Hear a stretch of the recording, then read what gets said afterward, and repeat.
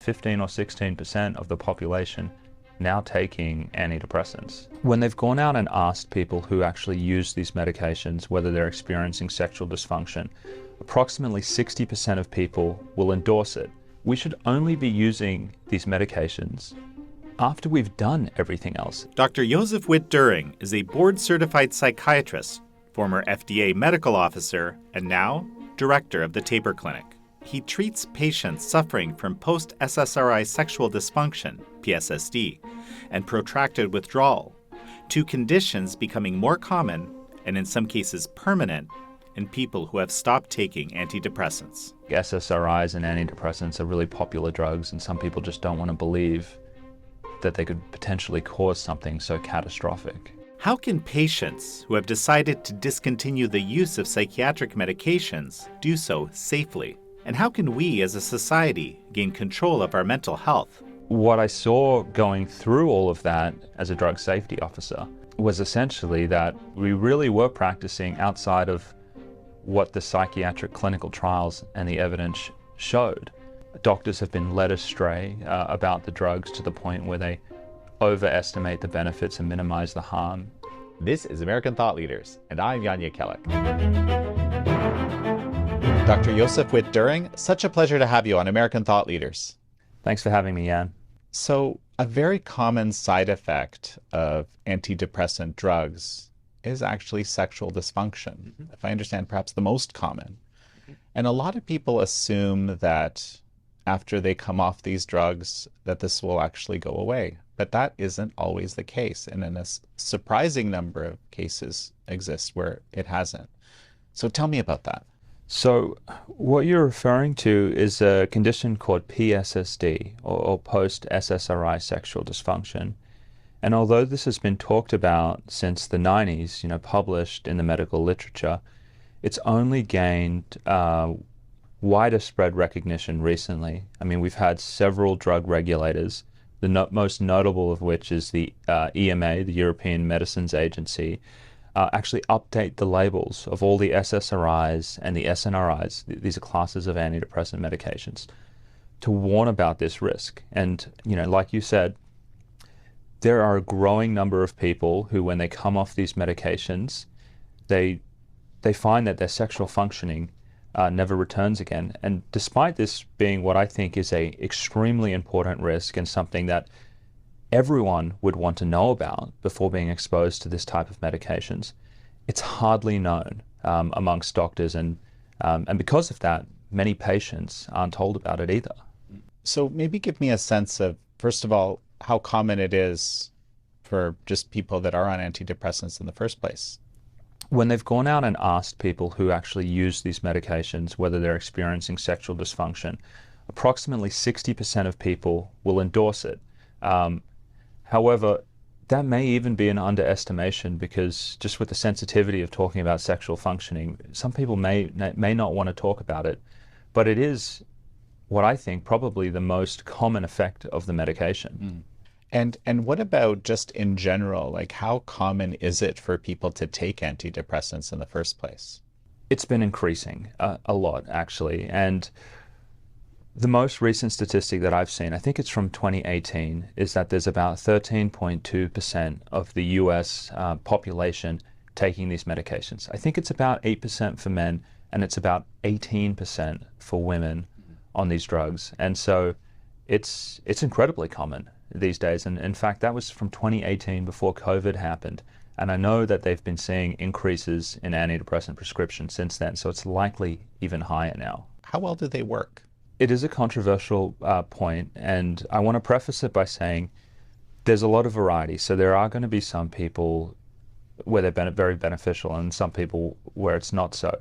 So Irving Kirsch, he's a researcher. He looked at this, and he found that when they got all of the clinical trials together and they did a meta-analysis to see what the overall effect was, it was approximately a 2-point difference on a 57-point scale.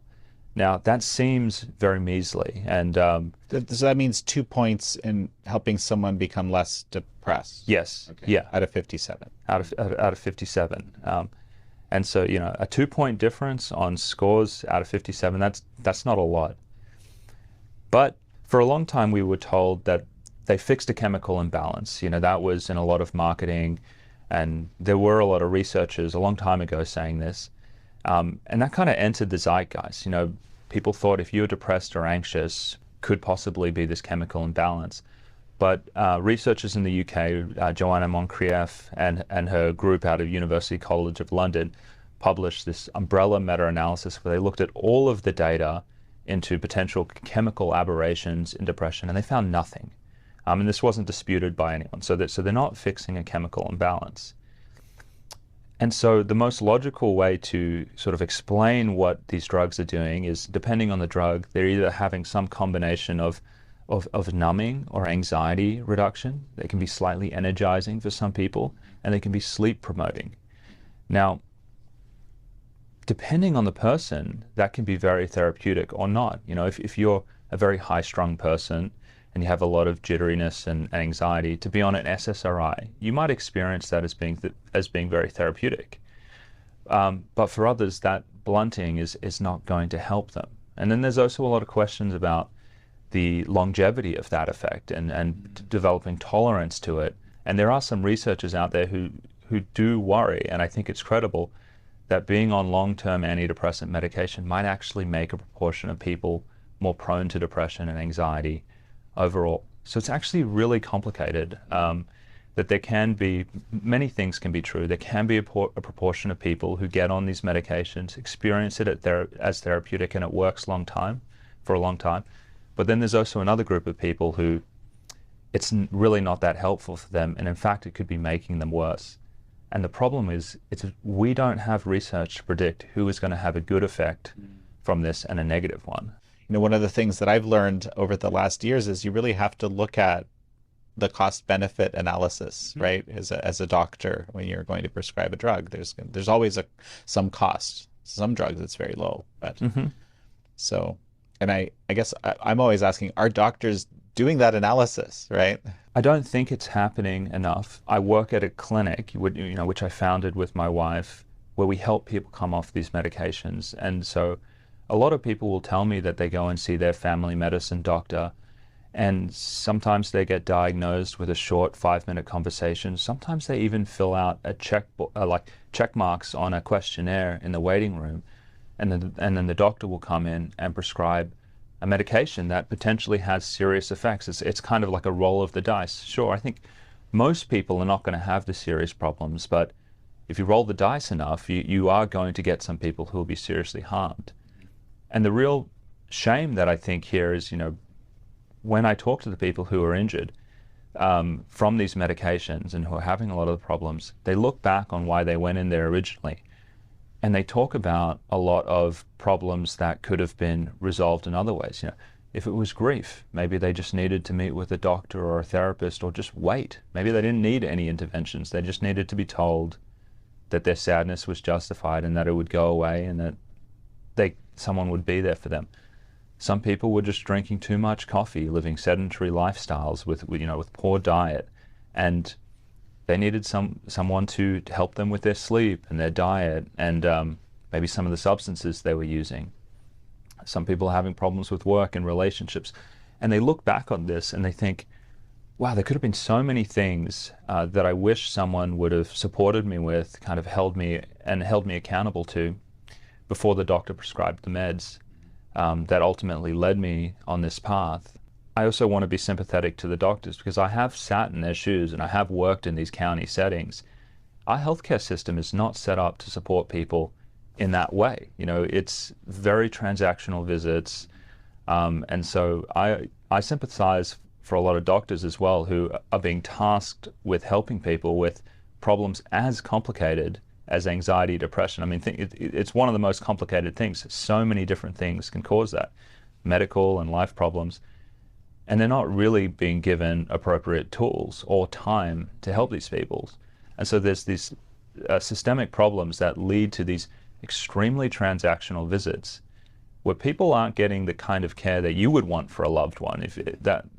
And it's a big problem. And that's why we have, like 13%, probably higher. It's probably around 15 or 16% of the population now taking antidepressants. Dr. Josef, one sec. We're going to take a quick break, and we'll be right back, folks. And we're back with Dr. Josef Witt-Doerring, Medical Director of the Taper Clinic. And so, I mean, what I hear you're saying is that although it can definitely help some people, it's probably being used too much because of the nature of the medical system today. Yes. Yeah. When you said that earlier, that there's no chemical imbalance that's being fixed here, I have to tell you, I still believed until that moment that it was. I think that's what we've been conditioned to believe. Yeah, I mean, drug companies, and there's this famous Zoloft commercial from back in the day where there's this bouncing blob, and it says, you may be suffering from a chemical imbalance. That go and talk to your doctor about Zoloft, a popular SSRI medication. As if we understood that there was this well-defined biochemical process that was disrupted, and this drug could come in and fix it, and all of the downstream problems would go away from there, the sad feelings and such, and you would, like a magic bullet, hit it at its root. Now, I'm not trying to say there's no genetic factors that influence someone to become anxious or depressed. We know there's a whole range of different personalities which do have genetic influences. It's more neurotic people, they tend to become depressed more. Variations in, human personality and such, and maybe there's some genetic problems we haven't identified that tilt people that way, but it is certainly not a well understood biochemical process that these drugs insert themselves into and fix. The way that these drugs work, it can be numbing, it can be energizing, and it's essentially a papering over of symptoms. It's not root cause medicine. It's a papering over of symptoms. And so there is a place for the drug. I'm certainly not an anti-drug person, but it should only be after lifestyle interventions, social interventions, looking for medical reasons that can cause depression. You have things like sleep apnea, you can have vitamin deficiencies. And more recently, and this is incredible, there's been some very promising research on dietary interventions like the ketogenic diet, which have been able to, and I'm not saying this lightly, they've been able to reverse symptoms of schizophrenia and bipolar to the point where people who have been on medications for decades have been able to come off. And one really popular person is Lauren Kennedy West, who has a YouTube channel. It's called Living with Schizophrenia. She had built a following of like 300,000 people talking about acceptance of the diagnosis, rationalizing, the role of medications in the treatment. And then she did this treatment, and she's been able to come off. And it's just been very interesting to watch her journey. And there's hundreds of people just like her. And so we should only be using these medications after we've done everything else. At that point, paper over them with drugs that have risks, but not before doing that. I would say in 95% of interactions with doctors, that's not happening. One, because the doctors aren't resourced, and it's very transactional. I want to go back to PSSD. You mentioned numbing.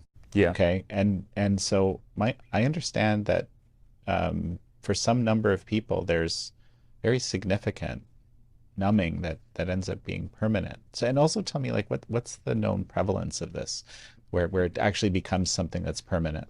So from the epidemiologic studies that I've seen to date, there's one figure out there, and it's that the incidence of this could be around 1 in 216 people. I mean, you could debate the terminology, but it's not very common, but it's common enough that it's, when you have 13, potentially 15, 16% of the population on this, we're talking about hundreds of thousands of people. Yeah, I mean, something to the tune of 200,000, maybe more, would be the back of napkin calculation, I guess. In the United States. And so it's common enough that I think people could expect to see it. So the most classic story of this is that you have a young person, and they start taking this medication, and they'll experience some degree of sexual dysfunction, decreased libido, maybe some difficulty sustaining an erection, decreased, muted orgasms, things like that. Now, they'll take